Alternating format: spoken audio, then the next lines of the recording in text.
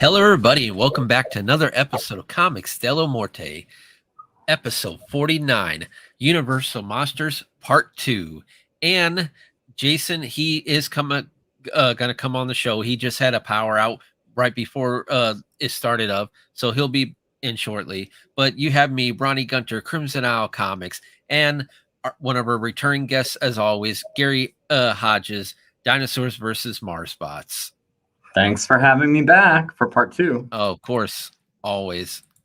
So pretty much, we talked about the big three that people talk about a lot, and even with those big three, you had like Wolfman versus Frankenstein, or Dracula versus Frankenstein. But now we're gonna get into the other characters that are fan favorites, but they don't get as much attention as the others.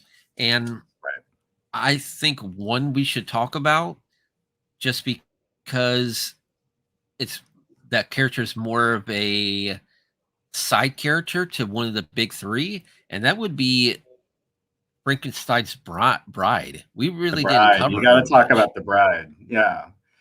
Because if we had done four, if the first part one was top tier, if we had done four, I think you obviously have to put the bride in there. I mean, like she's right up there. And I don't know about you. Yeah. And I don't know if this is a controversial take. I have no idea. I've never talked classic Universal monsters with anyone else. To me, Bride of Frankenstein, it's a little Empire Strikes Back-y, where I would argue it's a little better and a little more interesting and holds up a little better than the previous installment. Like when I revisited both, I find Bride of Frankenstein a lot more interesting to rewatch. There's just more going on. I think, Elsa Lanchester as the bride is iconic, like looks awesome and has crazy acting and is like pretty cool. I love like Dr. Pretorius. I think his name is like so over the top and crazy and weird and kind of like the story. It was a different take. What's that? It was a different take. I mean, when you look at Frankenstein, he's scary and everything, and then all of us young guys look at Bride of Frankenstein. It's like, man, she's kind of hot. Yeah. Well, and when you look at, like, if you walk Artist Alley at a Comic-Con, you'll see that, like, the bride has become like a weird sort of kink fetish, where you'll see a lot of weird fan art of Elsa Lanchester's, Bride of Frankenstein in like very pin-up-y, kind of. Well, that's why they made the 80s like movie. If you've never seen it, was it 80s or maybe 70s? But it was actually called Frankenhooker, and it's literally it like doubled down on that. It doubled down on the idea of like a female Frankenstein that's sexy and for sure. Yeah. But that just goes into with vampires, how like the male vampires, they would dress in fine clothing, but the female vampires were always almost completely naked. Yeah, the female vampires were always overtly sexual, where like the male vampires, it was almost like a weird kind of coded sexuality. Like there was this kind of debonair, suave, romantic, like they were kind of like this sweep you off your feet sexy, but female vampires were full on, like they were basically like succubi, they were just like these weird like sex demons that were out to F and or eat you, like it's kind of just a strange gray, like what is this all about? Yeah, but Bride of Frankenstein, but there wasn't any of that weird sexuality to the bride. She just was sort of attractive and striking in her appearance, like that was something that was sort of unusual about her. I thought the monster performance was more interesting. Gods and Monsters is a great movie. Really great movie. And not only that, James Whale, it's a great entry point. If you're interested in this topic, a lot of people spend time. So Whale was like he was openly gay, and this is back in an era where that was bold, very shunned, you know. And so there's a lot of ink has been spilled talking about the coded homosexual, messages and imagery and stuff like that in Bride of Frankenstein. Now, Whale himself was like, no, I didn't. I mean, I think he basically said, like, if anything of that is in there, I didn't do it intentionally. Like, it could have found its way in sort of unconsciously, but like, I didn't do it deliberately. Nevertheless, like, that's a popular topic, especially with the Dr. I think Pretorius or whatever, the sort of like the redo of Dr. Frankenstein himself. He comes off as very sort of stereotypically sissy, like what you'd expect of a 50s caricature of a gay person, so like there is a lot of that kind of stuff in there that's sort of and it's always fascinating because I wonder why they never decide to, but you see them do so many like remakes of Frankenstein's monster, even with Robert De Niro, but why not go further and do like a remake of the Bride of Frankenstein? You have so many great actresses that could literally pull off that role. I think if they had ever done a truly great new Frankenstein movie, that would certainly be their, the problem is I think they always sort of fumble on these. I mean, though the De Niro Frankenstein, like they sort of kind of like gave like a very small version of that in there. Cause it was Victor's wife is murdered by the monster, as in the book, but then he reanimates her. So that like they kind of did like a baby version of Bride of Frankenstein, but certainly didn't do it justice. Now I know when Universal was trying to do their like Monsterverse, their weird shared universe, they had this idea like we're gonna have like our own Avengers, but with our monsters, and then they went about this by doing a really shitty Dracula movie, an even shittier Mummy movie. They did, didn't they? I mean, they just started failing. But the plan was for Angelina Jolie or something to be the bride eventually. Like they were going to get to that, and because it was just not getting off the ground, they scuttled the whole thing. What are we looking at here? Oh, Keith was saying they did a remake. Man, that's crazy. I had to look for that. I thought I'd seen a lot of the movies, especially with the 80s. Chase is making a good point here. Like, it's interesting when I was looking into this, some of these Universal Monster pictures are so-called, pre-code. Like before the Hays Code, before they really clamped down on like anything sexual, anything religious, anything like, they wanted to try and keep it very like your stereotypical idea of a 50s movie that is kind of square and kind of safe and kind of lame. That's like the Hays Code in action. So, but I forgot when that went into effect. Chase might know because he's hip to it. But it's interesting that Bride of Frankenstein is post that and still kind of edgy and weird in a lot of ways, and they had to, apparently they really battled the censors. Like, I think there was some, like in the beginning, you have Lanchester playing Mary Shelley herself in like the opening. And they had her in like a very low cut dress that I guess the censors just did not like at all. It was just a little too busty. So they were like, you got to cut that. You got to cut this. And then you've got a crucifix in the graveyard. You got to cut that shit. Like it was all just like cut. And yet it still managed to be a really subversive, weird, dark and edgy movie. I would say more so than some of the earlier ones that were pre-code. But for sure. I mean, also too, you feel saddened or like the Frankenstein's monster, because in the first one you were feeling bad for him, but this creature just wants to be loved, so you have that like emotional side to it.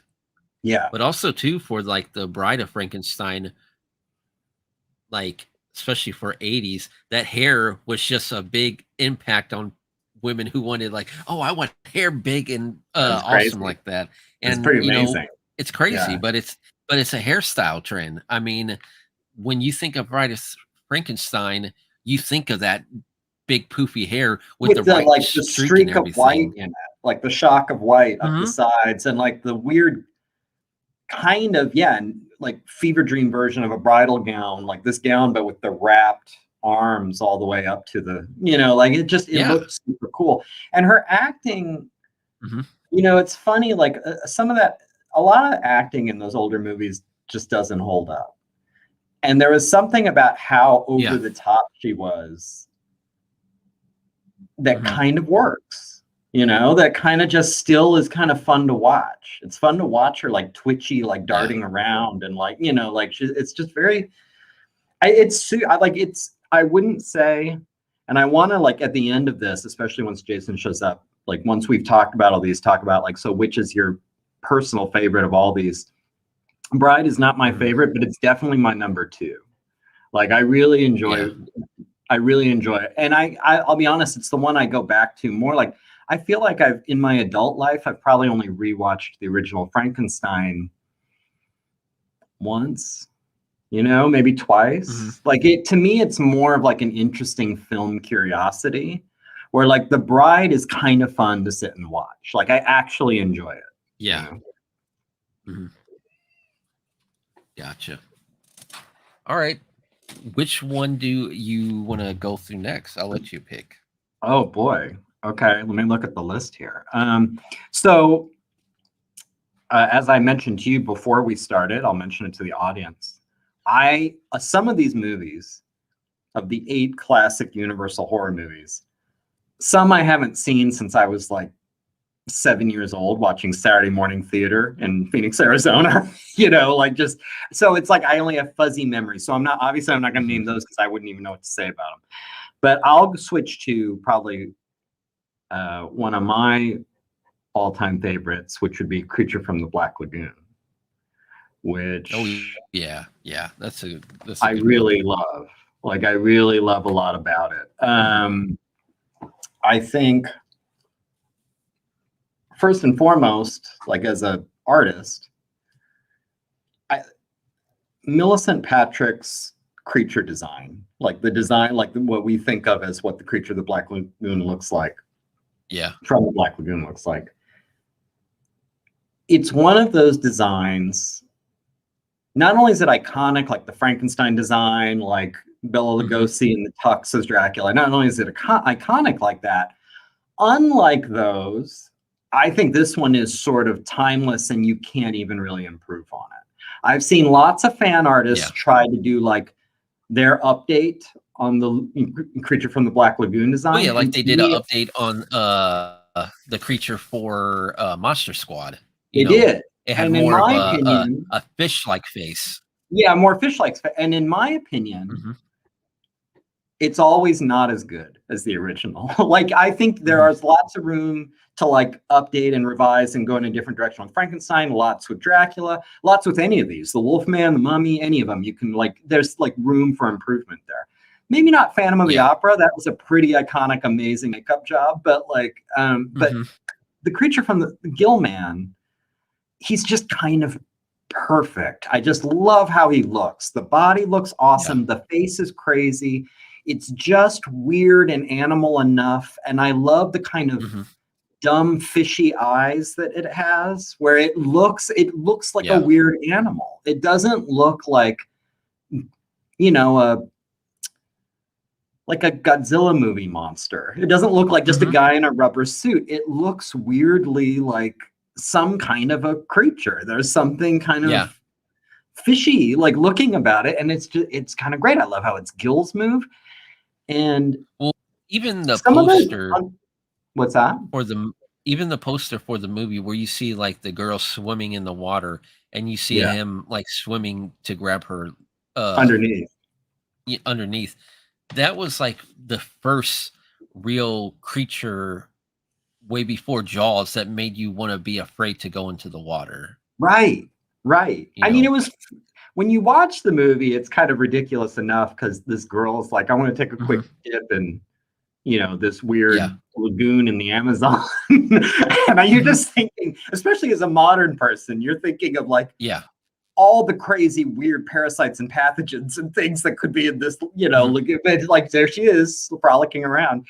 But Yeah. like it's such a great, I mean, what, 30 years before Jaws, maybe, you know, Mm-hmm. like not quite 30 years, but like that iconic kind of view of her sort of blissfully unaware paddling at the surface and this thing shadowing her underneath is so great, and such a Yeah. great little horror element that hits you right in your caveman brain of just this Mm-hmm. idea of like something lurking in the deep water, you know, like that's just a perfect kind of horror element that's so visceral. I thought that was great. I think while a lot of those Universal movies are kind of stunning to look at, even with Mm-hmm. modern standards, there's Yeah. something about that underwater photography in Black Creature from the Black Lagoon that I just think is gorgeous. Like it just looks really Yeah. cool and really Mm-hmm. interesting. In color, I don't think it would blow my mind, but in that kind of Mm-hmm. rich, silvery black and white,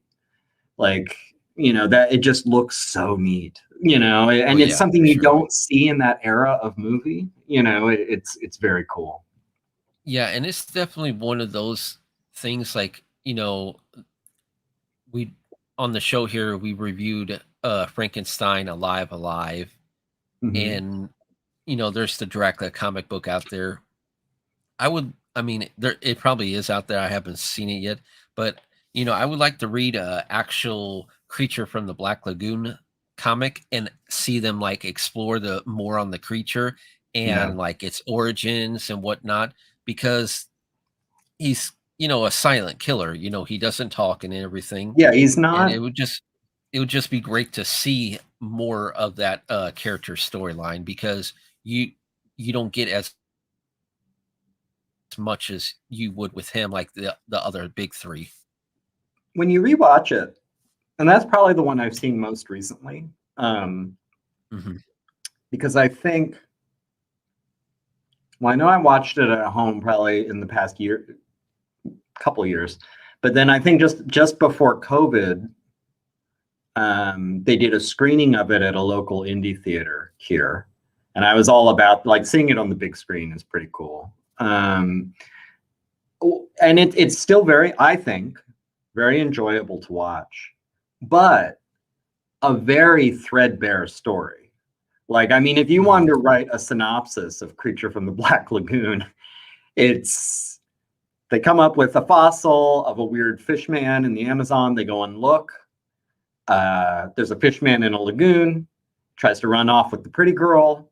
They go and save the pretty Yeah. girl and shoot it, and it stumbles off out of frame. The end. Like that is kind of the movie. Like there's Yeah. not Hmm. like you're kind of like, what? That's it. Like it just kind of ends, and it's Hmm. not like the monster even dies. It's just like they shoot it a bunch and it walks away, and Yeah, I like roll. what Chase. Yeah, I there's like like what not, Chase and said it's like here. you think like that's not a lot of Hmm. movie there. It's all kind of the execution. It's just really enjoyable. I thought. Let's see what I'm reading. I'm Hmm. Killer Water kind of creature like yeah, Jaws, Friday the 13th. Yeah. There is that kind of. I mean, I can't think. Not that I'm like a total film historian, but I can't think of a movie pre Creature from the Black Lagoon, other than maybe Phantom, like what you're alluding to in the sewer stuff, where there's this fear of something in dark water that you can't No, quite. actually, I got one. No, let's hear it. Creep Show 2. You had the goo blob creature in the lake, and those kids were Right. on the dock. But Yeah. pre Creature from the Black Lagoon though. Like, can Yeah, you think of pretty. anything Yeah, from yeah. before? But oh no, not Yes, definitely. yeah. And I think it could be as the simple fact is like they would just be really hard to shoot. You know, I Yeah. mean, if you think Hmm. about the era, like how are you really going to shoot that? You know, unless you're Yeah, doing it in like a and the little thing about pond hmm and the thing about and it you too, have someone that crouched guy and had to stand up be in the in that water. suit. Yeah, like the thing Yeah, about it, that guy had to be in the suit and swim in it. hold his breath You know. for like. That's the other Yeah. thing, and it looks great. Like he really Hmm. can move in that thing. Like it's a great Yeah. suit. It's just a great design. It's clearly functional. Like he looks great. He looks very natural swimming around in it. I don't know how he could see anything. Like I mean, wearing that crazy mask and paddling around. Like they must have, I mean, I don't even know how they did it. You know, it's pretty amazing. But yeah, I mean, I don't know. I'm a big fan. Definitely during that time period. Let's see here. I saw the creature. But yeah. I have not seen, and I feel bad about it because I'm a huge Guillermo del Toro fan. I have not seen Shape of Water, which my understanding I haven't either, and I'm a big fan of his as well. You know? I love his stuff, and my understanding is it's kind of his love letter to Creature from the Black Lagoon. It's not, obviously he didn't have the rights, but it's, you know, it was his that was his jumping off point. I guess for years he tried to do a remake of it and they just kept shooting him down. So then he went off and just did his own thing. So I'm curious about it. Because I think Frankenstein's monster, Dracula, and I don't know which other ones, but I know those are in the public domain where you could actually write about those characters. I don't know about the Wolfman. Yeah, Frankenstein and Dracula, you can. Anyone can do a Frankenstein and Dracula thing, as long as it's not calling in like the sort of look of the like you can't do like a Karloff Frankenstein. You know, you can't do like the square head with the bolts. You know, like you got to change it up. But like, you know, otherwise, yeah, you can do your Frankenstein comic or movie or whatever. But. Well, you know, Chase, he was saying the Phantom of the Opera. I mean, let's go with that guy. I mean, like you were saying, great, you know, that movie alone, when he's playing and then she lifts the mask away and you see this hideous face. A great reveal. Such a great reveal. That's like one of the, like, when you really think about it, that's like one of the first jump scares that they had in a movie like that. It is. You know? And I love that shot. Like I love that shot because she's behind him, so she doesn't see what we see. You know, like he reacts and she's still seeing the back of his head, you know. And like I love the story about how Lon Chaney, like he did his own makeup.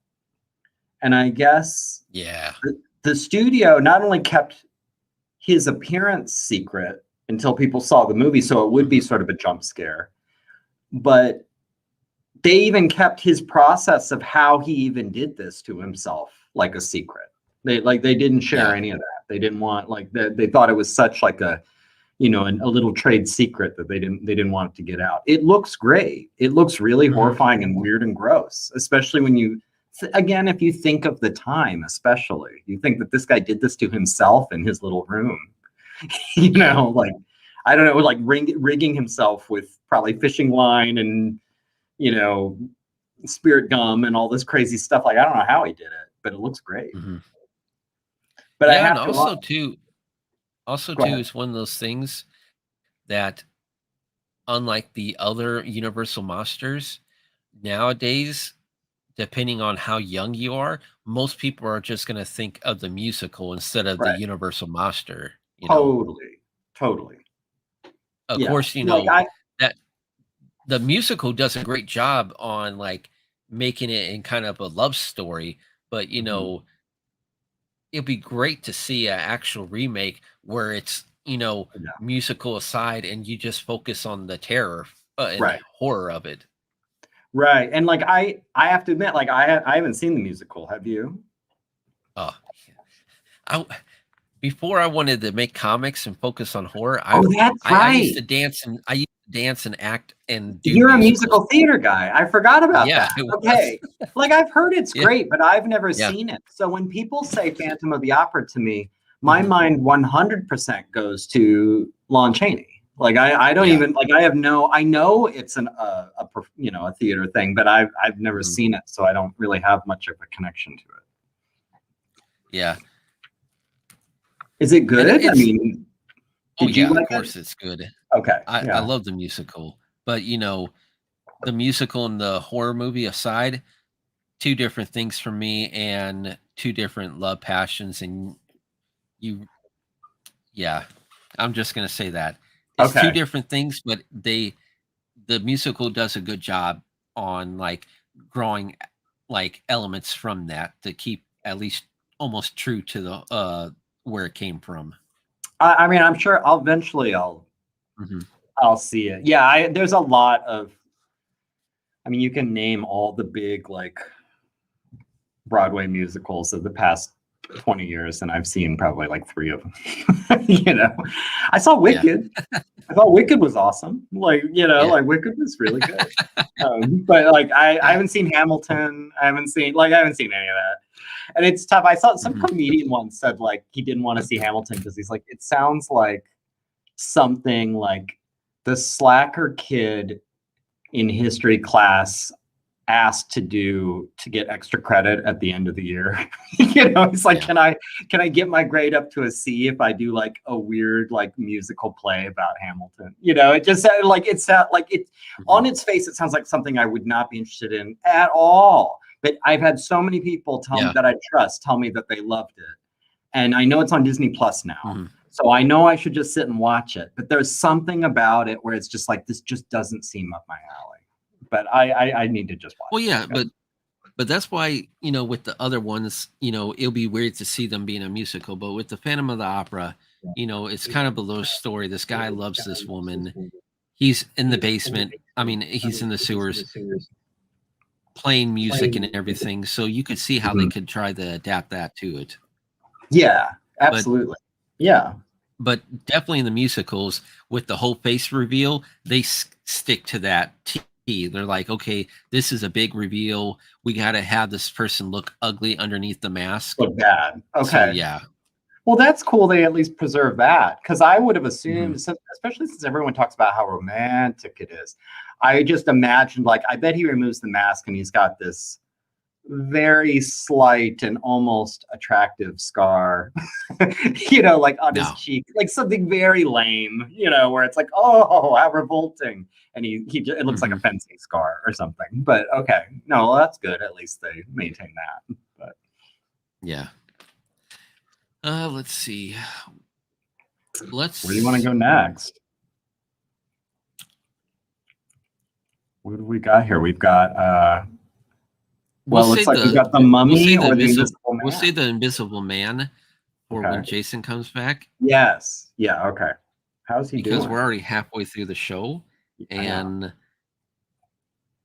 no updates from him. I'm sure he's working furiously to get here. Yes. Good call. Let's save Invisible Man for him, because I know he had Invisible Man thoughts. Yeah.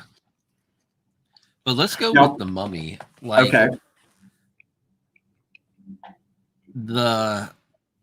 the Mummy design is great. I mean, what kid, you know, matter how old they were, decide, hey, Mom, can I borrow a roll of toilet paper, and then make yourself out of a mummy? Right. Toilet paper and or ace bandages. You know? Yeah, it's a great classic. Exactly. Well, it's got a cool, I find that one to be, of all of these that we've talked about, not in a bad way, but maybe the most dated, where it's like, to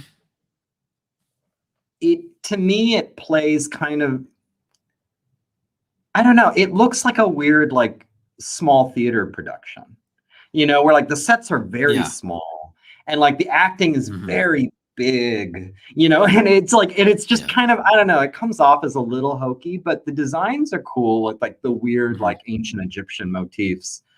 That is to talk, you know, bring up what Chase was talking about before. That is a pre-code movie, and that one you can tell it's pre-code because and I can't think of the actress's name right now, but the heroine's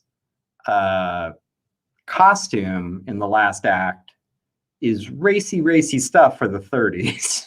Like it's pretty revealing, and so you can tell like, oh, this is a little bit before they cared so much about that. I really, I think it's fun to watch, but also, like I said, maybe it's aged the most poorly, in my opinion. I don't know how you feel. I don't. No, I definitely think, because when you really look at all the mummy movies that came out recently, like, you had the one with Tom Cruise, and then you had the whole Mummy series with, Brendan Imhotep Fraser. and Brendan's Fraser's thing. Like, Brendan Fraser's, like, especially the first one, that Mummy with Imhotep, was actually a really good movie. It's And fun. I like the fact is, yeah, it really was. I Yeah, mean, it's a and fun kind of like the Mummy Indiana Jones. himself had, yeah, exactly. I I like when they actually focus on, like, the curses of the mummy, instead of, Yeah. oh, the curses that you have this, like, mummy who's fucking slow as hell gonna come after you and kill you. Yeah, like It's like, shambling. Didn't like I think Tales from the Crypt. Did you ever see that movie, Tales from the Crypt, yes, the guy the three, yeah, where the guy awakens, he like some college student figures out a way to wake up this mummy and have it take revenge on all the people he's mad at. Do you remember that yeah. one? I thought that Wasn't was it a lot of Buscemi who fun. was the guy in charge of the scroll? Wasn't it like Christian Slater or something? No, he was the one being killed by the guy. Oh, is that right? It's been a while Yeah. since I've seen it. All I remember is like, but that was like a shambling mummy, like you're talking about, like this kind of Yeah. stumbling zombie mummy. But he looked Mhm. great. He had like no nose and his teeth were all screwed up and he looked really Yeah. creepy. But I just remember like one of the people he killed because he had all the mummification tools, including like the Mhm. long hook that the Egyptians would use. Like they'd put it up your nose and punch into your skull cavity and pull your brain out through your nose. This was part of the mummification process. And he does this to Yeah. somebody. He like gets somebody that the guy wants killed and like, like sticks this thing all the way up his nose and starts pulling his brain out. It was so messed up, but a lot of fun. It was Mhm. kind of great. Yeah. No, but it definitely was, it was definitely cool to see, like, the kills in there, but, Yeah. you basically just seen a mummy go around and kill people, but, like I said, it would have been great to actually see, they're like, well, the mummy, if you open up this tomb or do this, you'll have the curse of the mummy. I'm like, what are the curses? Because if the only curse is that you're going to have, like, this slow guy chasing you, then, Right. You'd have you a know, mummy walking you around. have nothing to really be afeared for, because he's not going to be able to go really fast. Sure. And well, and even in that original one, like the Hmm. mummy himself spends most of the movie just posing as a historian wearing a fez, which is not the most terrifying thing. Right? Like, I mean, Yeah. I mean, it's again, it's sort of fun to watch as a curiosity. Mhm. Like that's one, like, I feel like of all of these, if you're going to remake one, there are some that you'd be nervous about where it's like, you're going to just ruin it. Like if someone announced like, we're remaking Creature of the Black Lagoon, we're remaking Bride of Frankenstein, I'd Yeah. be like, oh boy, I hope you get it right. If someone said we're remaking the original Mummy, I would totally be Mhm. like, all right, like let's see. Like you're not going to make it worse. Like I mean, it's Yeah, kind of a dated exactly. movie. Yeah, it was. Keith is Mhm. correct. I think it was. It was right when they discovered King Tut's tomb, and I think the studio was like they had success with Dracula and Frankenstein. I think, and they went to them and were like, "So let's, Yeah. they're doing all this mummy stuff in Egypt. How about a mummy movie?" And so that was they didn't even have a script. They were Yeah, like, of come up course. with some mummy shit for us. Like we Mhm. need like the mummies are in. Mummies are so 1932. Come on, let's get with it. So they came up with some sort of script. But yeah, it is. It Yeah. is. And I remember there's a Uh, scene. Go ahead. no, go ahead. I I was just looking remember up something. there were like weird little It wasn't Tales from flashbacks. the Crypt, by the way. It was Tales from the Dark Side. Oh, Tales from the Dark Side. Okay. Yeah. Was there any? There must be a relationship, right? Was that like a sequel or something, or were they just No, using? Tales from the Dark Side was, I think, based off, was a TV show as well. Yeah. Well, I think Yeah. both were a show for a little while. Well, yeah, Tales of the Crypt was first the Had the comic, Crypt and then it Keeper. became a TV show. But I think Tales from the Dark Side was first a TV show, and they're like, hey, let's make this into a movie, because the movie came out in 1990. And yeah, Christian Slater was the guy who was the asshole, but the guy in charge of controlling the mummy was Steve Buscemi. Steve Buscemi, what? Yes. Mm-hmm. I totally do not remember that. Now I have to go back and rewatch. Like, that was... Yeah. And now I think I'm blending these movies in my mind, because now I'm questioning, like when I remember the parts, because it was all like little vignettes. Also like Tales from the Crypt, and also like Creepshow. Yeah. And now I'm wondering if I'm mixing them all up in my brain. You know, like I remember one vignette about like a guy who falls in love with a gargoyle. Do you remember this? Yeah, that's from the same movie. Is that Dark Side? Which was the one that had the framing of Debbie Harry? Yeah, see, as a witch. A regular TV budget.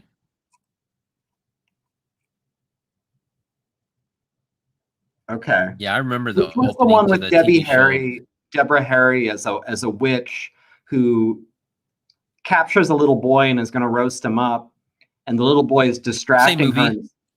Is that the same one? He's distracting her, reading those stories. Yeah, by telling stories. These are the stories he's telling out of like a See, so Dark Side definitely had an impact on me. I'm remembering everything about Dark Side. Now I'm wondering, Creepshow was the one about like, that was the Stephen King one where a meteor lands that makes all this weird alien grass grow everywhere. Yeah. Yeah, which I love. Creepshow was the one where like you had like this, basically the Grim Reaper or the ghoul creature giving the kid the comic book, and he was going through the different stories, and it was Creepshow that had such a big, like the creators of Creepshow, they loved, you know, the original EC comics, and they're like, you know, we got to play homage to these people, and that's why you saw a lot of cutscenes in the horror movie be comic book, and then they made an actual comic book series based off of Creepshow with Bernie Wrightson drawing it. And that, and they totally were like, and it felt like those. It felt like those old EC comics. Yeah, it was totally good. Yeah, that's a black. Now I got to revisit all these. Like, yeah. Where's that Jason? I mean, where are you gonna? Let's see here. Right. Man, that power must have went out really big time. But you know what? If you want to message him, I could bring up another one that, you know, was funny and people don't really talk about a lot. But let me see if I'm right.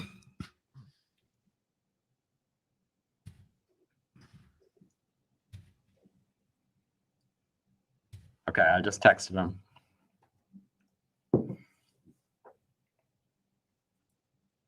He saw it. He's replying. I see the bouncing dots. Still dark. God damn it. That sucks. Okay, well, if you can think of a non-universal movie, but a monster face. We could talk a little bit about, you know, it's weird because most of now all we think of is the Disney character, but Universal Monsters did have the Hunchback of the Notre Dame creature that was just really messed up. The guy looked like me on a bad hair day. Well, so did they? I was confused. Now I thought Hunchback of Notre Dame was RKO, like King Kong. Like, was he Universal? I thought it was originally, because I believe they had a version of him that was Universal, if I'm not mistaken. I don't like this is why it's confusing for me, because I had him in my head as RKO, but and I see Squatchy there. We could talk about Bigfoot, I guess, now that I'm seeing Squatchy. Squatchy, I'm always working. You got to pace yourself, man. But like even when I'm not actually actively working, I'm thinking about it. I'm thinking about all the work I'm going to do. But Hunchback for Notre Dame, that's why the reason it's confusing to me is when I was a little kid, I was nuts about all this monster stuff. and I had some sort of like book of movie monsters, and it was heavily skewed toward the Universal monsters.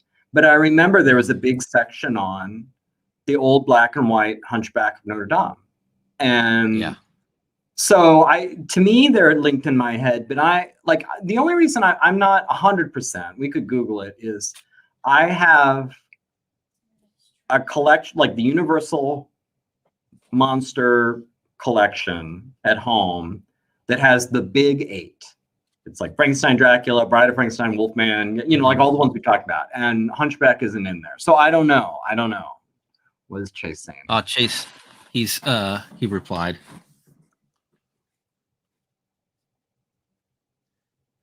That was Universal's first blockbuster with the reference. So both Universal and RKO, I guess, must have done. Yeah, that's what it's saying here. There's a few. Universal came out with the. Yeah.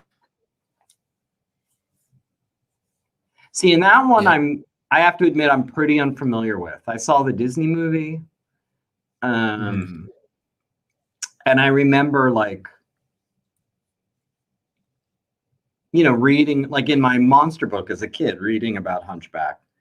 But I think I don't remember if it was on or off camera last time. We were laughing about how that's something that hasn't aged well. Where if you're looking at the lineup of old silver screen monsters, it's like, we got a Frankenstein, we got a vampire that will drink your blood, we got a mummy, a reanimated corpse, we've got a guy with a bad back. It's a very dated, kind of cruel, to use the popular term now, ableist kind of strange thing to say, look at this crippled guy. Ooh, it's they kind of had the deformed guy with the Phantom of the Opera, Yeah, but he was, that's true, but he was also homicidal, you could kind of okay, but if he was just scarred, that would also be sort of a lame, kind of mean monster, where it's look at this guy who's ugly, how scary. That's not nice. But he also was killing people. The Hunchback, I don't remember, but I felt like he was fair. He was sort of like a Frankenstein's monster type character where he wasn't really hurting anybody. It's just everybody was awful to him. Hunchback of Notre Dame is, let's see here. Yeah, there must have been a run. I'm sure it's just like today where, they crank out a few of these horror movies and they start making millions of dollars. And so everyone's it's just like today, they're like, oh, we need to get in on this. Who can we make a movie about? What can our monster be? So, and I think that's probably why, in the 50s is sort of a fun golden age of really bad horror and sci-fi movies, where you can tell they're just trying to crank them out, hoping that one of these hits. That's where you really start getting the cheesy sci-fi and horror stuff. So sensationalistic and in bad taste. Yeah. Well, maybe. Yeah, a little bit. Some of it, yeah. It's no, that's a good word for it. It's sensationalistic. It's totally it's given people what they want, It's a little scary. They all, I think, off the top of my head, looking at them, they all have just a little bit of sex somewhere in there. Obviously some violence. They're not particularly complicated. You're not making the audience really sit and think about it, and none of them are long. None of them are making them sit through Gone with the Wind. They're all kind of little, and they're short. When you look at the runtimes of some of these old Universal movies, they're not long. They're, they get in and out. Films are tastefully and artfully made. Yeah, and not only that, I think it gives them a lot of, because there's no real, I think this is the appeal. We could almost do like a whole conversation about the appeal of working in genre, you know? Yeah.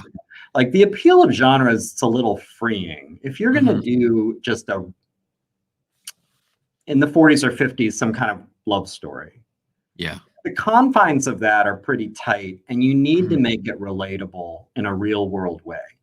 As soon as you've said, like, we're going to make a movie about a mummy, we're going to make a movie about a vampire, it's kind of like the rules are off, you know? And that gives you a playground where, especially if you are an interesting, edgy director like Whale, you're like, this gives me a lot of room to kind of have fun with this. Yeah. And put in a lot of things that I think are interesting and wink at the audience in this way and have some fun here and put some weird subversive messaging in here and there. And like, let's add some subtext over here.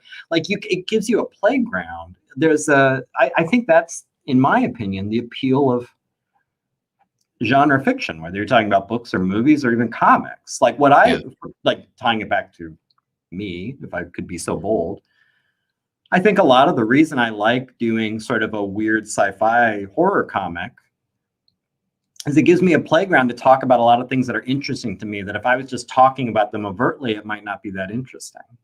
But if I can kind of blend it into this whole weird horror sci-fi story, it's kind of like you're getting a little bit of medicine with your spoonful of sugar. You know, it's sort of like, here, I'm going to tell you a crazy story about an alien invasion and that's why it's great. Like if you could get, like, you know, your girlfriend, wife on board or anything like that, it's like, hey, you want to watch a movie about romance?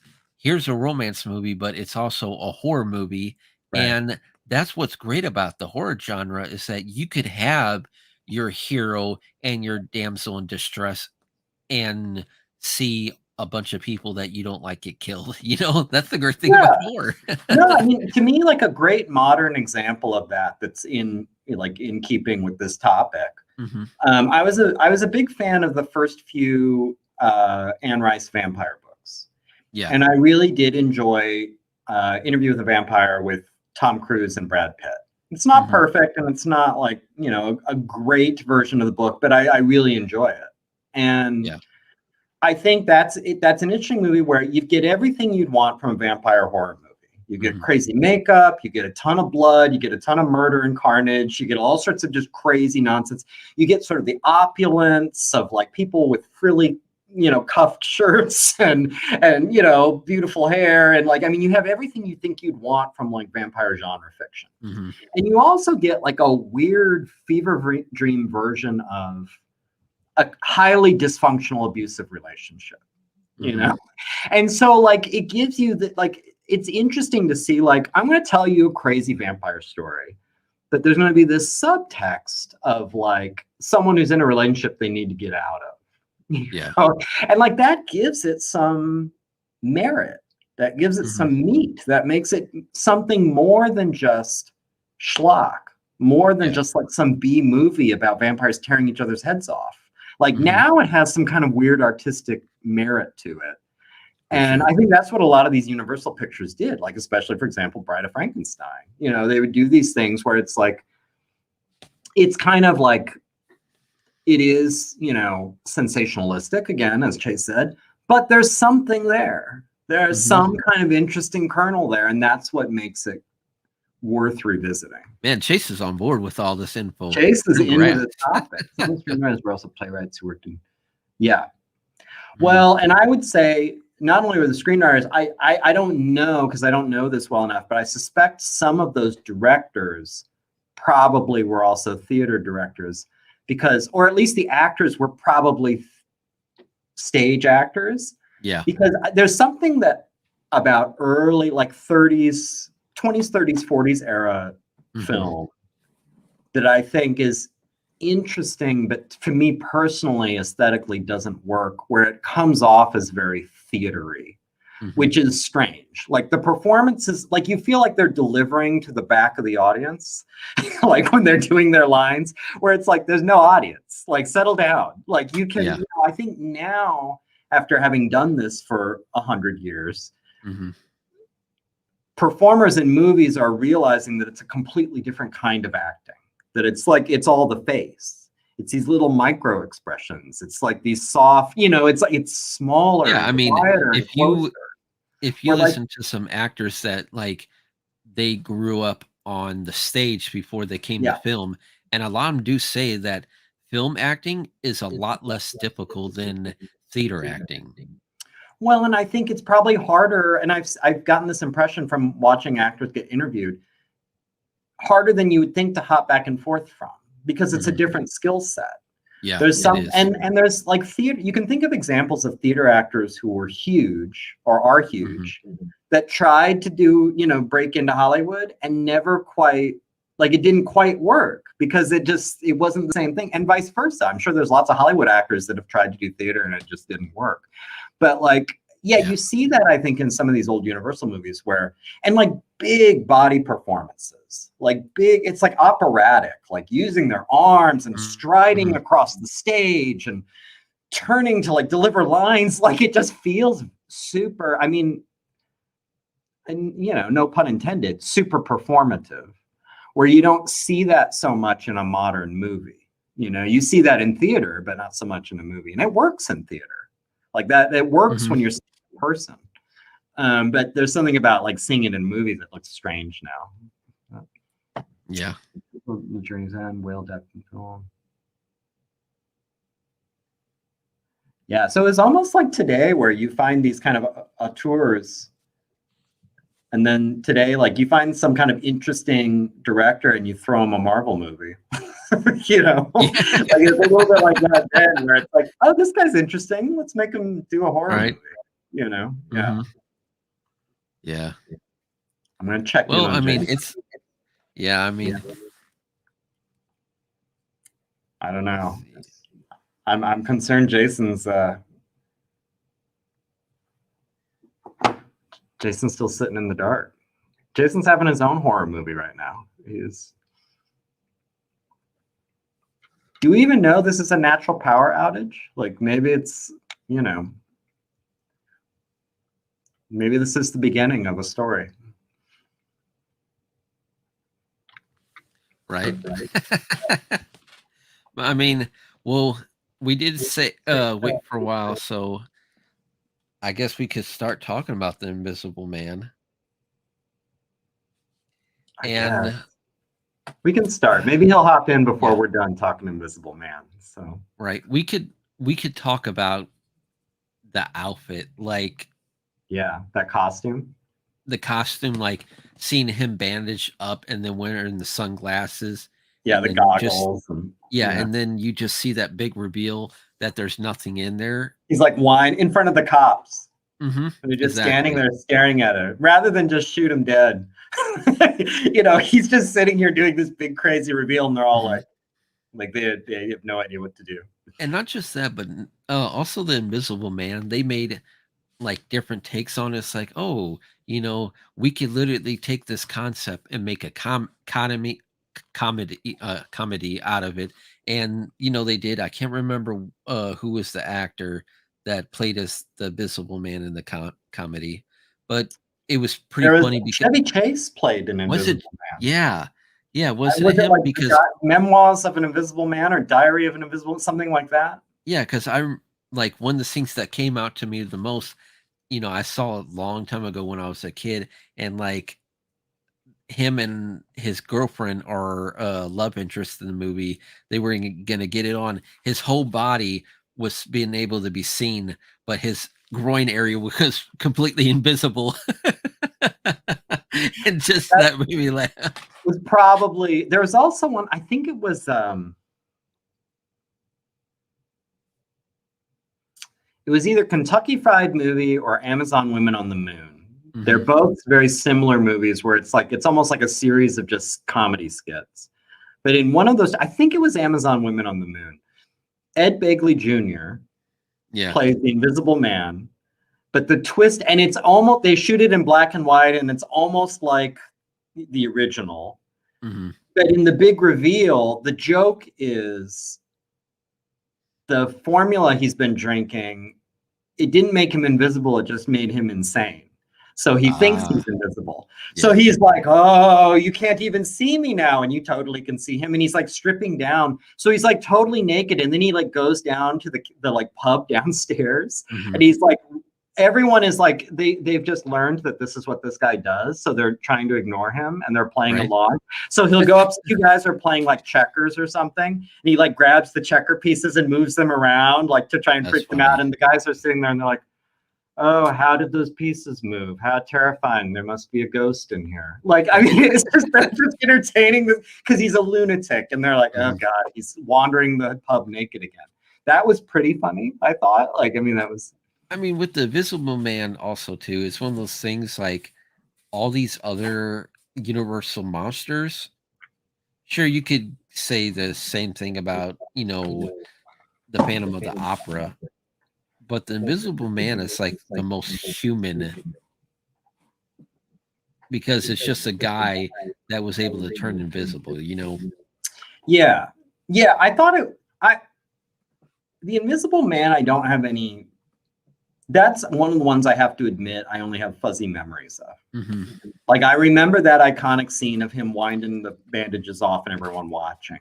Yeah. And that's about it. Like it didn't, unlike the other ones, it didn't get into my childhood brain. There's something about it. A movie that I'm not going to try and claim was great, but I thought was more interesting and I enjoyed was Paul Verhoeven's Hollow Man, which is like a retelling sort of. I mean, it's, you know, not at all like it, but then basically like it. Yeah. And the only thing I found sort of interesting about that was the idea, like that movie explores this idea of if you weren't seen and could kind of do whatever you wanted, how good would you be? Yeah. And it has a very cynical take, like a deeply cynical take. That, naked. And, you know, basically, if you were a pervert, you could literally rape someone and get away with it. Right. Like that, it has this take, like sort of like this guy realizes like now I'm invisible and I can kind of do whatever I want. And like, you know, rather than some people who could do anything they wanted, like maybe they would, I'm going to walk over to Area 51 and see all the secrets, or I'm going to like, you know, I'm going to like go wherever, like things that are not like, so his thought is basically like, I'm going to rape and murder. You know, and that's what's like deeply dark about that movie. Now, and that's what I think is sort of interesting about it. It at least has a weird, and that's what's fun is afterward, even though it's not a great movie, afterward, you can have that sort of debate with like-minded friends when you're having a beer after. It's sort of like, if people weren't accountable, how would they behave? Would we all be raping and murdering each other at large? Or are people basically good? And no, some people would. But most people would. Now that movie seems to argue like if you were invisible, you would just be a monster. You know, like you would do whatever you wanted, and whatever you'd want to do is terrible. And what keeps you good is accountability. And like I said, very cynical, but super interesting. Like I think that, so that's kind of why I like Hollow Man. And it also, Hollow Man is, it's not like a classic Verhoeven like RoboCop or Total Recall, something like that. But it's very Verhoeven-y, where it's very sexual, very violent, very like crazy special effects. Like it's very over the top, and that's sort of fun to watch. But I also find, I mean, of course, the woman was sleeping, and he just took out the boob and started, you know, going at it. I mean, it's really, it's dark stuff. You know, like it's really, it's not. I feel like it's a movie now. If it came out today, there'd be a lot of think pieces being written about it. There'd be like, that would be something where a lot of people would be hashtagging about Hollow Man, pro and against. Like they'd be talking about like how there's a lot of very difficult topics in there, and that there's a lot of very disturbing and maybe controversial topics in there. They'd be talking about how like this sort of interesting conversation starting point. Like I think that was like a very incendiary movie. And the only reason like people, it was pre-social media. Yeah. But so like it didn't really, like I think now today it would be like scandalous. You know, and not inappropriately. Like I think it is kind of, And I'm not easily shocked. I don't blush. It's pretty tacky. There's a lot of it that's like, this is pretty tasteless. This is kind of gross. You feel gross watching it sometimes. But just with the concept of the Invisible Man, not the monster alone, and thinking that you could get away with whatever you want, but when you really think about it, everyone's trying to mimic, the ability of, what could literally make us almost completely invisible. Yeah. Because that's a big passion for even military with stealth fighters and stuff like that. Oh, yeah. Yeah. I'm checking on the Island of the Lost Souls is great. That's a great movie. And you know what? See, now I'm all mixed up. He's saying that's Paramount. I thought that was Universal. So that's interesting. Now I'm questioning all of this. What was the most dangerous game? Chase, come on, be our MVP here. Was most dangerous game RKO, I think. Yeah, H.G. Wells. I'm surprised Universal didn't raid. Maybe they didn't have the rights, but I'm surprised Universal didn't raid more of H.G. Wells's material when they were on their monster kit, their horror kit.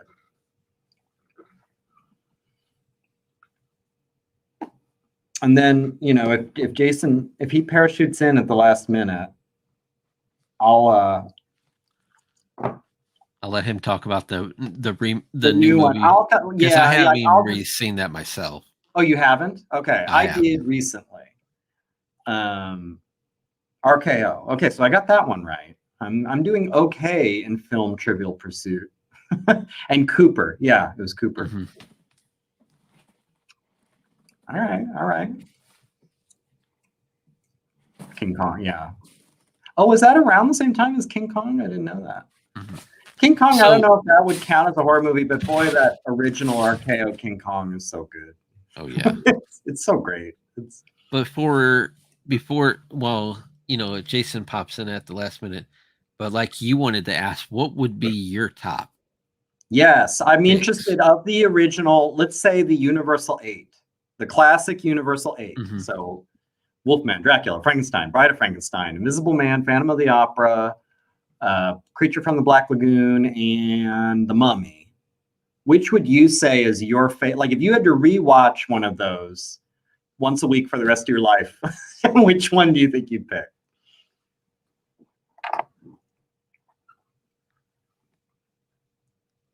Man. It's tough.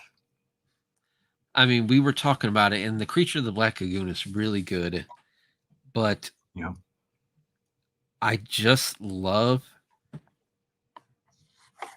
Frankenstein's monster just so much, just because it's one of those movies, like we were saying, the monster is not the real monster, it's the scientist who made him. It's basically this monster doesn't know what he is or who he is. And, when you saw him going to the water and you had the little girl there playing near the water. Yeah. Like you had a big shock on your face because the next moment you see a bunch of villagers and you think that, hey, that he did what we thought he was going to do. Right. Which, I mean, even today, I can't even imagine at the time, but even today is sort of a shocking turn. Like, it's not very often in a movie you see a child murder.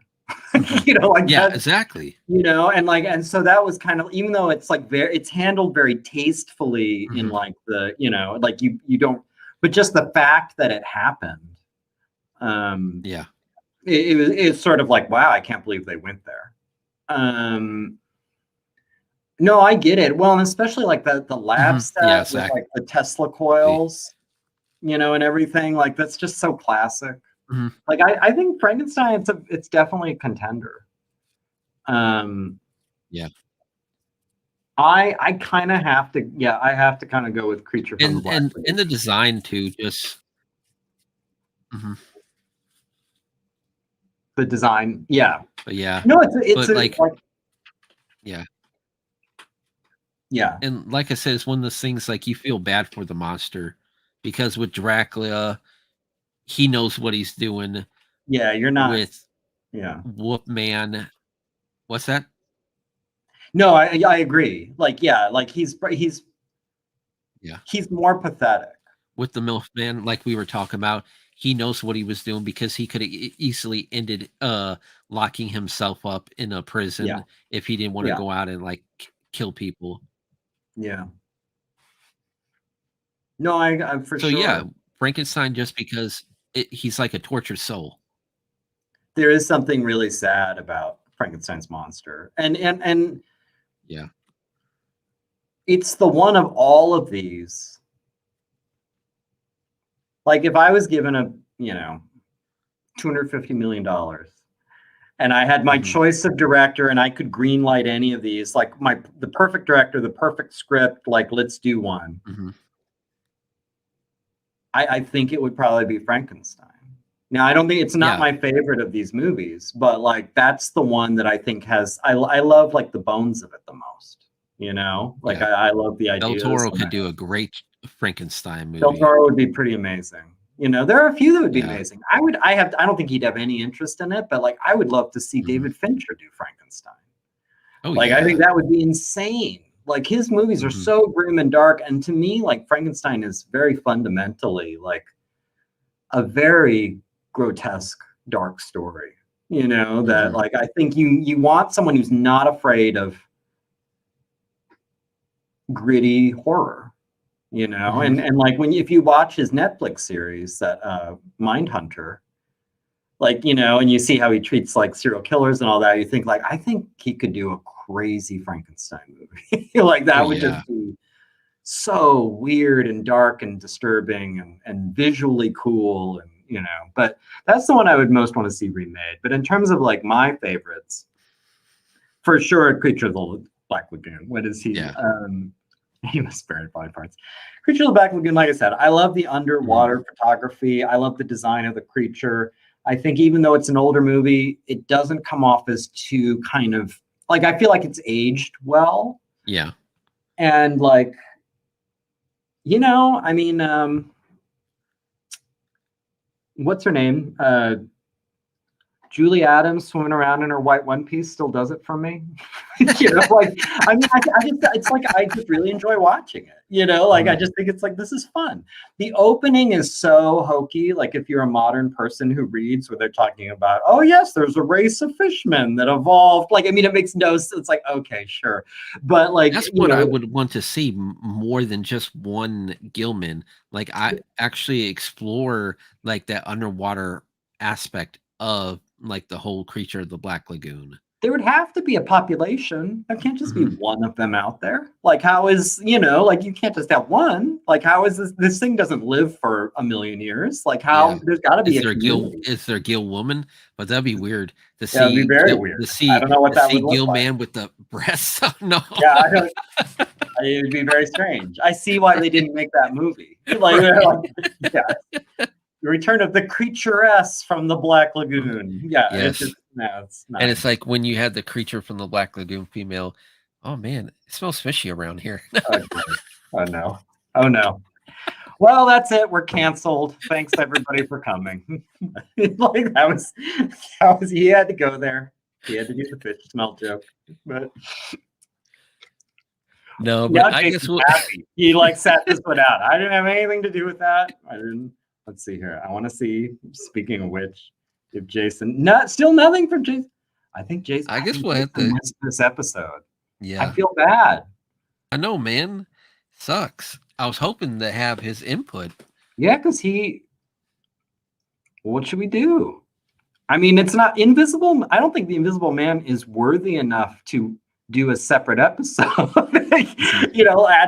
Maybe you disagree, but like, I mean, do we really like? Should we just go there?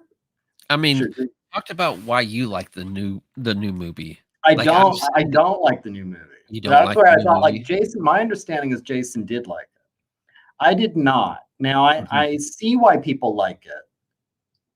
I think this was the problem with the new one. First of all, the original, like I said, I don't have any real thoughts about it. Hollow Man was interesting, but in terms of the new movie, Yeah. I think probably the problem with me is that it was way overhyped. Like if people remember when the new one with Elizabeth Moss came out, it just felt like everybody was talking about like, wow. And now I think this might be unfair, and maybe there's someone out there who really enjoys it and can explain why, and I would be like, oh, okay, I see it. But I think it's because it was hot on the heels of, like The Mummy and like, these like really shitty takes, like really bad. Like, so like then this one, which is okay, seemed really good compared to those. It's almost like, if I could be so bold, the Revenge of the Sith effect, where a lot of people were like, Revenge of the Sith is really good. And it's like, no. Attack of the Clones was really bad. And like it's lowering the bar for you. The Mummy was really bad, and I think I see why people like it. Because there's sort of I don't know if this is the right use of the word, but a kind of a metatextual thing in there about abusive relationships and stuff like that, where I see like that, it felt very current. It felt very like, again, like why I think Hollow Man would have been interesting if it was released today. Very think PC. There's a lot of people who can blog about the new Invisible Man. It can generate a lot of like internet chatter. But I thought the movie itself, for my money, if you like it, that's cool. I'm not telling you you're wrong. For me, I thought the script sort of was shitty. I thought it wasn't that interesting. I thought Elizabeth Moss's performance was like way over the top. Like it felt very like B movie to me. Like, I don't know. I just wasn't into it. I liked the design of the suit. Like, I thought that was very cool. Like the Invisible Man's suit. If you haven't seen it, this doesn't really spoil. I heard about that, where it's basically that's very cool and very visually effective. Like, it looks neat. Yeah. Overall, I was super underwhelmed. Again, maybe because I was overhyped, or I don't know. I don't know what happened. But I don't know. I mean, if people disagree, I would love to hear. Like, and again, I'm not going to tell you you're wrong. I would love to hear, like, if you loved it, tell me why, because maybe I'm missing something. Like, I don't know. I don't know. I thought it was just fine, but Squatch. See, now you're going to get us canceled. It's awful. Rude. Squatch. No, but from the part that I read about what the suit does, it's interesting take, because they try to modernize instead of this guy's just taking a magic potion and then which is kind of hard to. But no, it's like you have like a special military suit or something like that that's able to bend light around you. It's got all you're right, and it's got all these little lenses on it. So it has. There's a word for this. Maybe there's like a phobia if you're creeped out by like things with a bunch of little holes in it. There's a phobia associated with that. But like, if you are even a little sensitive to that, the look of this suit will really creep you out. Like, it's just it just looks like a guy in a black bodysuit covered in little fish eyes. Like, it just looks weird and creepy and very cool. It's a very like neat design. That's the best thing about the movie, I think. I thought Moss's performances was weird. There's a detective character in it who, and this is a weird thing, but like, it was distracting to me. He's just like this enormous fit guy who looks like a bodybuilder. And somehow this is never addressed. And you're seeing his house the whole time. You never see one goddamn set of dumbbells. And it just, to me, the whole time, it's like, are we not going to talk about how enormous this guy is? And like, we're just not going to mention like how weird he looks. Like, he's just this hulk of a man and everything. The Invisible Man movie is just, a movie. They're like, oh, this is part of the Universal reboot, right? Yeah, that's what they were still supposedly trying to get this dark universe off the ground. Like, they were going to do. The hope was, I think, first they did that Dracula movie that nobody cared about. And then I think they sort of like, well, let's pretend that didn't happen. And then they did The Mummy, which also didn't work. And then they announced a bunch of projects where they were like, Angelina Jolie is going to be Bride of Frankenstein, and the guy from No Country for Old Men, the guy who played Anton in No Country for Old Men, I can't think of his name. Anyway, he was going to be Frankenstein, and I think Johnny Depp was going to be the Invisible Man. Like they had this whole kind of, you know, they laid out this whole thing. And because Mummy tanked, they're like, well, I don't know, we'll see. And then I don't know how they decided to do this, but then they decided things like, let's do this weird little Invisible Man movie with Elizabeth Moss. And that was the only one that people kind of liked and kind of talked about. And so, but I think then everything stopped. I think now they just don't even know what to do. I think they're probably just back to the drawing board. I don't know, but Universe. What Chase is saying here, it's more of a fantasy build to it, you know. That's when you have like that dark fantasy. I think I think that's the term that they put for it. And I think, I don't know, I wasn't sold on the whole concept of doing a shared universe with it. Like, I don't think, I mean, they did it with, I don't think the audience is clamoring for giant crossover. Go ahead. I'm sorry. Go ahead. I mean, they did it with like the Monster Squad, but that was like for one-off like movie. But if they really wanted to do like a whole like, you know, Avengers type crossover and stuff like that, I think they should have went with a different character instead of the Mummy, because if they went with like, like you could have easily done it with like Dracula, because I mean, think of it, he's like macho and he's usually the one in charge of all the stuff. Or you could even went with Frankenstein, but the Mummy was just a bad take to start.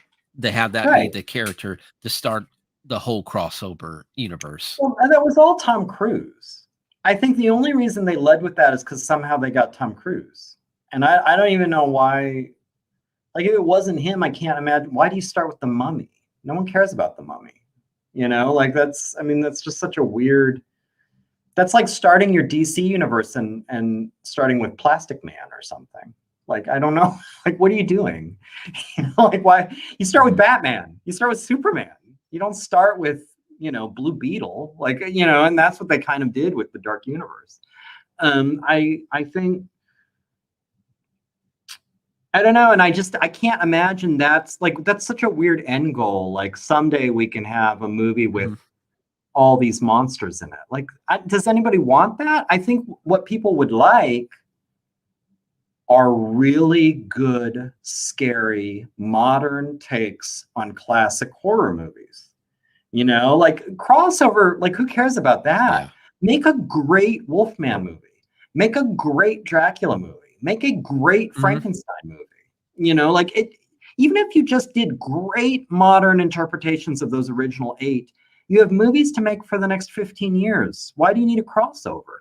I think the problem, like, I just question the whole strategy, because it's like, I don't know, how do you make a really, truly great Dracula movie that's PG-13 for a mass market?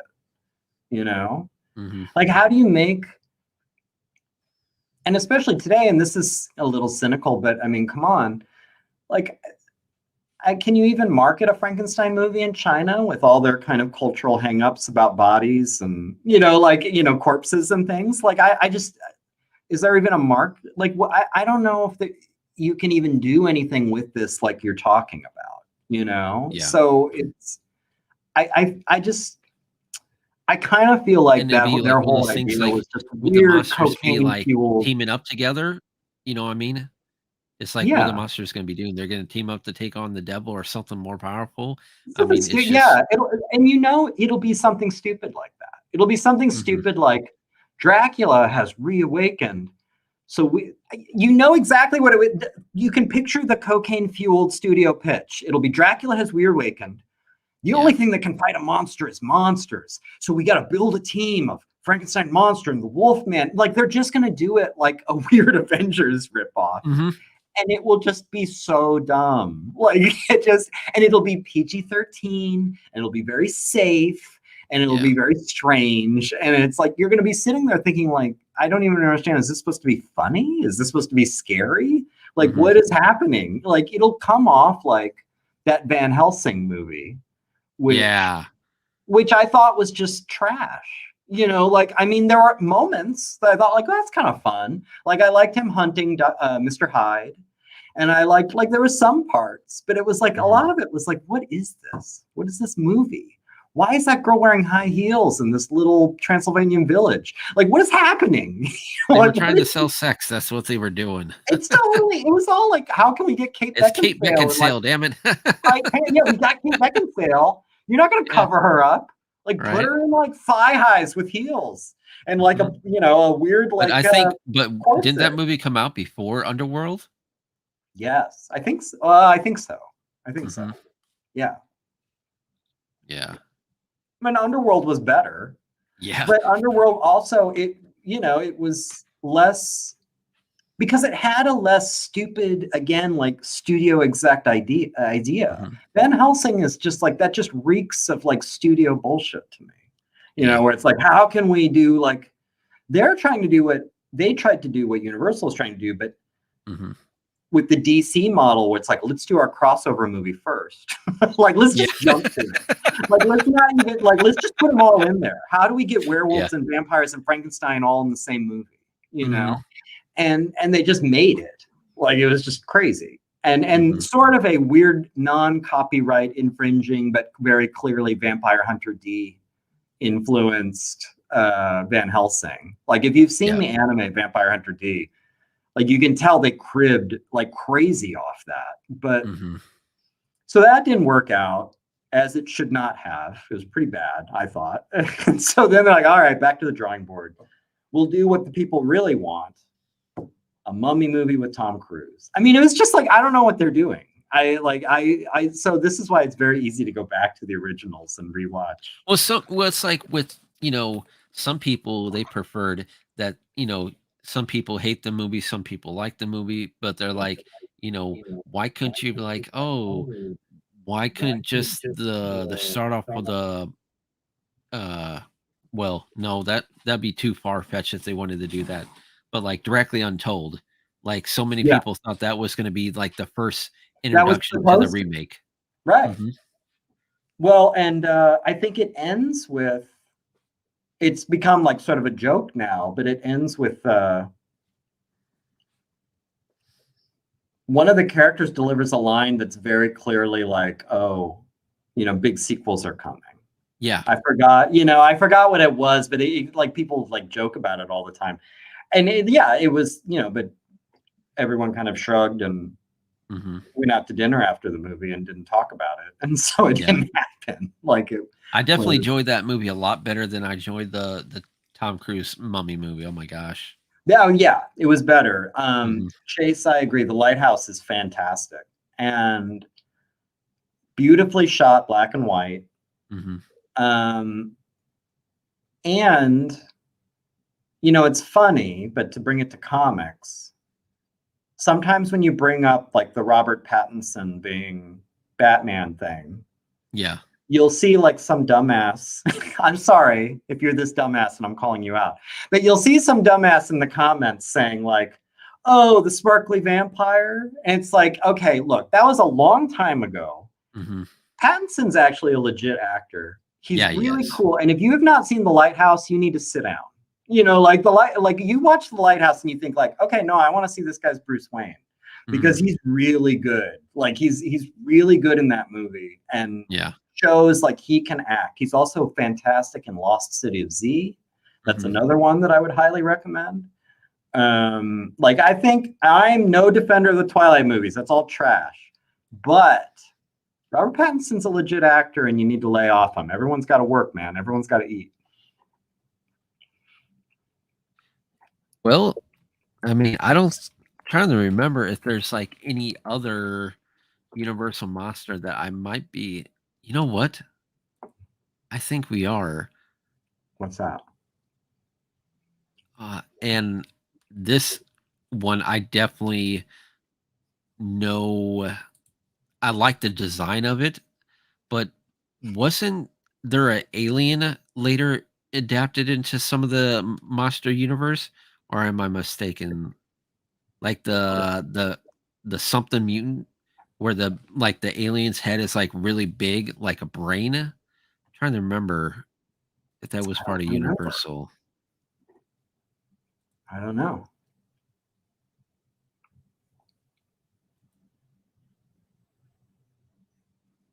I can't place it. Is Harry Potter Universal? I guess it would be, right? Yeah. It's the alien from this island Earth. Oh, really? It's basically a giant alien with a big brain. I remember seeing that, but is that Universal? Most people. I don't know. It's labeled under the Universal Monsters, but it's one of those things that you really don't pay attention to because you mostly pay attention to those big ones. But I think he came in later, if I'm not mistaken.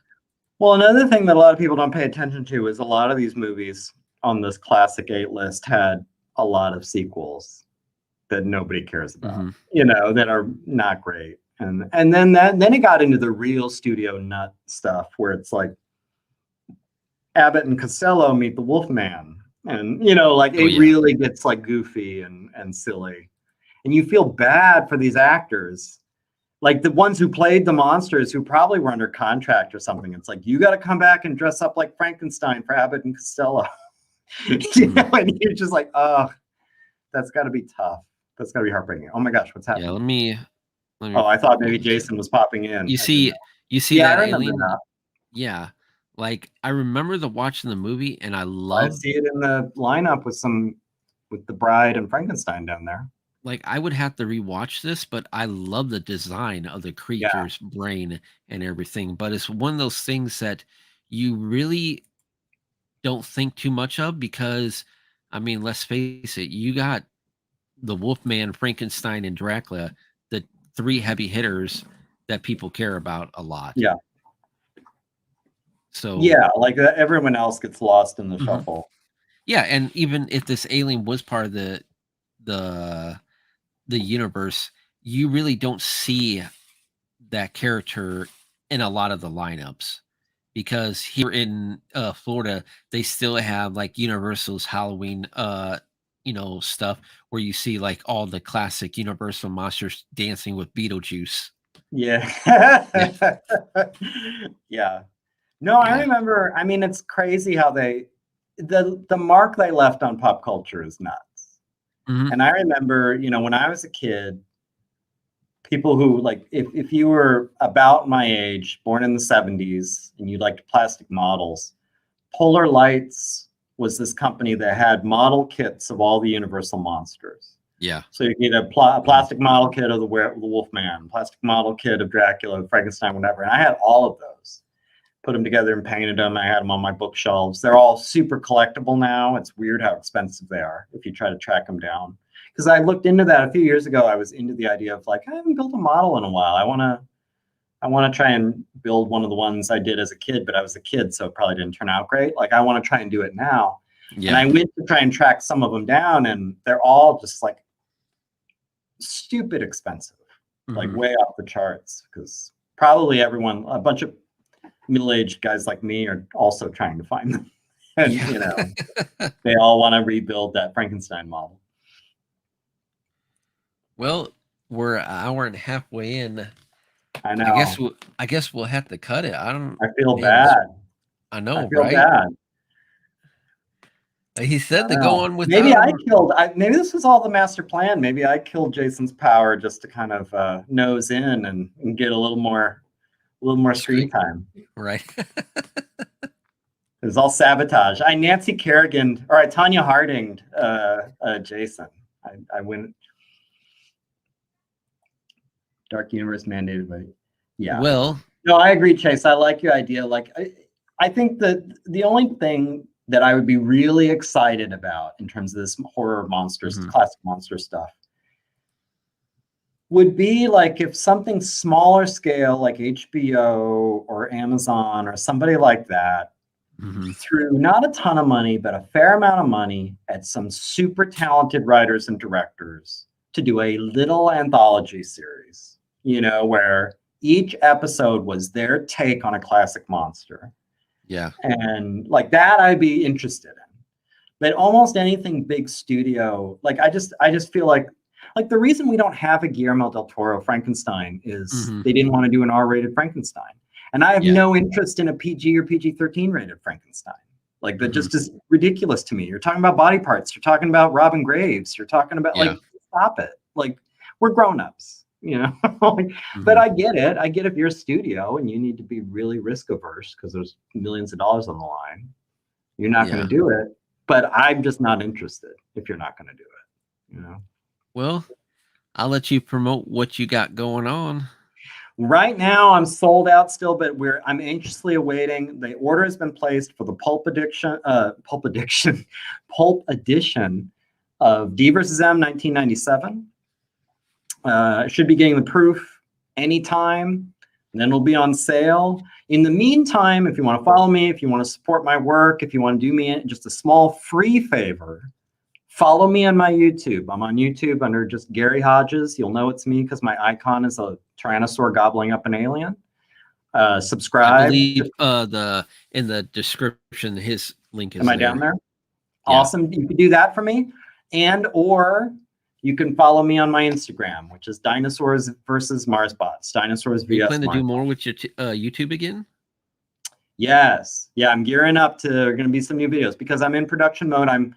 I've written and I'm getting ready to draw my third comic in the D versus M series. The feedback I've gotten from the first two was my content is good, the comic is good, et cetera, et cetera. But I have this tendency to be a little bit like Moses and like go up the mountain and disappear for a little while and then reappear with like a new comic and no one's heard from me in a year. And I've heard this feedback of like, it'd be cool if you were more present and letting us in on the process more. So I'm going to do my best to do that this time. So starting, I think sometime this weekend, some new videos are going to drop and I'm going to try to stay present with the community, with the fans while I'm working on the latest comic. So sweet. Well, I wish she was here, but I'm going to talk about it. Yes. Go to minicomicbundles.com, buy the mini comics, $5. You get about like 3 or 4, if I'm not mistaken. So. Yeah. And yeah, Jason does the writing. Aaron Guzman does the artwork. Really great stuff. So detailed and depicted in such a small package, but it's definitely worth it. And is the writing and the artwork alone is worthy to be in a big size comic. And also it's a weird thing, but if you're an object fetishist like me, well packaged. Like it's just such a delightful little thing to get in the mail where like the envelope is like got art on it. It's perfectly sized for it. It's all bagged up. Like you get like this little, it's not just like other mini comics where they just throw something in an envelope and shoot it off. Like it feels very cared. Like there's a lot of TLC in the packaging and I appreciate it. Yeah, for sure. And you could go and read my ongoing horror comic web series on Tapas. This guy is not just in the audience anymore. He's a creator. He's doing it. He's out there doing it. Writing and drawing it myself, trying to get something out at least once a month. Some parts of the story might take a little bit longer, but I'm at it and it's fun, Yeah. I'm ready for it. I don't want to rush you. I know it takes a while. Yeah. I'm looking forward to part 3. I'm waiting. Yeah. So.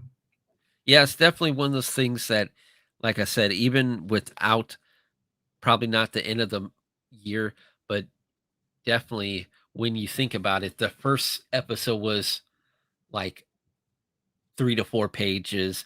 The second episode was 3 to 4 pages. So in a couple months, I should have like over a 22-page comic. You would have a standard comic. Yeah. Yeah. Have you thought about like I know your plan is eventually to do print.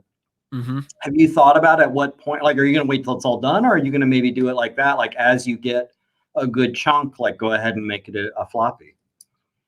I'll probably wait until the whole first episode's done and be like, okay, now you could buy this and sit down, see how that goes a little bit with sales, and then probably give me like a month off or so, and then start up in issue 2 because I got at least 7 of these planned out.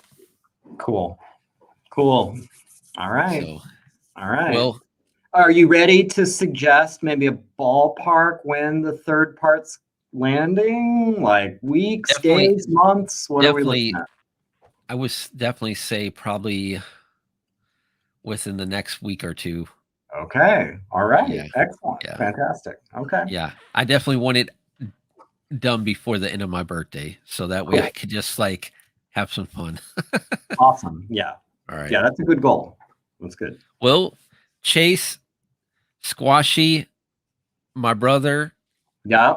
Appreciate Rudy. Appreciate tonight. This is great. And Chase again, like the MVP with Chase. Like, I mean, thank you for coming in and giving more of those facts and giving a topic great close detail. to his heart. I mean, right?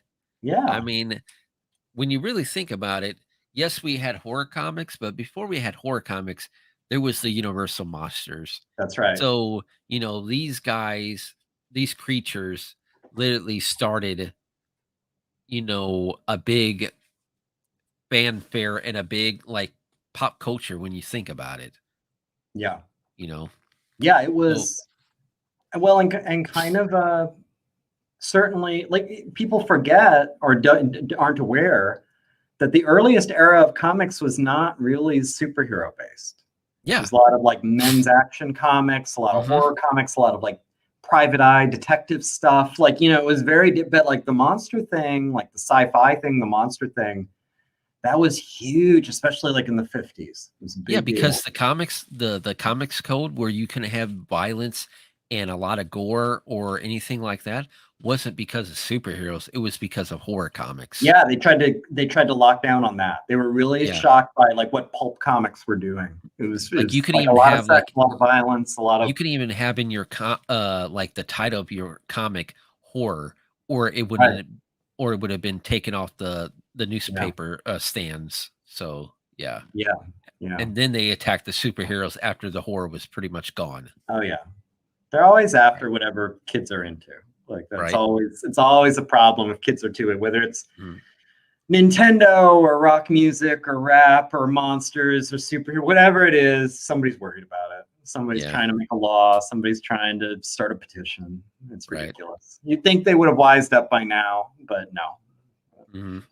All right. Well, thank you all again. Gary, thank you always coming by and, you know, hanging out with us here. No, it was a lot of fun. Thank you for having me. We'll see y'all next week. Bye.